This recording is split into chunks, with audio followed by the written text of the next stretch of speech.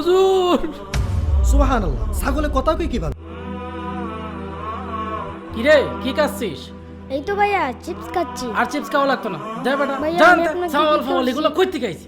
আল্লাহ সে আমাদের থেকে বড় বলে সে আজকে আমাদের মারলো, আপনি তার শাস্তি দিয়েন। হায় আল্লাহ, আমি ছাগল হয়ে গেলাম, এখন আমার কি হবে? কেন এমন হলো? হুজুর সুবহানাল্লাহ, ছাগলে কথা কই কিভাবে? হুজুর, আমি ছাগল ছিলাম না, আমি একজন মানুষ, হঠাৎ করে এমন হয়ে গেল, এখন আমি কি করব হুজুর? কি বলো? তুমি এরকম হওয়ার আগে কি এমন করেছিলে? হুজুর, আমি ছেলে দুইটার কাছে চিপস নিয়ে তাদেরকে মেরেছিলাম। তুমি তার উপরে জুলুম করেছো, তাই হয়তো বা সে তোমাকে বদদুয়া দিয়েছে, আর এই কারণেই আল্লাহ তোমাকে এই শাস্তি দিয়েছে। কারণ জুলুমকারীরা দুনিয়াতেও শাস্তি পায়, আখিরাতেও শাস্তি পায়। তাইলে এখন আমি কি করব হুজুর? তুমি আল্লাহর কাছে তওবা করে কথা দাও, ছেলেটির চিপস তুমি ফিরিয়ে দিবে এবং তার কাছে ক্ষমা চাইবে। হে আল্লাহ, আমাকে মাফ করুন, আমি তার সাথে অনেক বড় অন্যায় করেছি। হ্যাঁ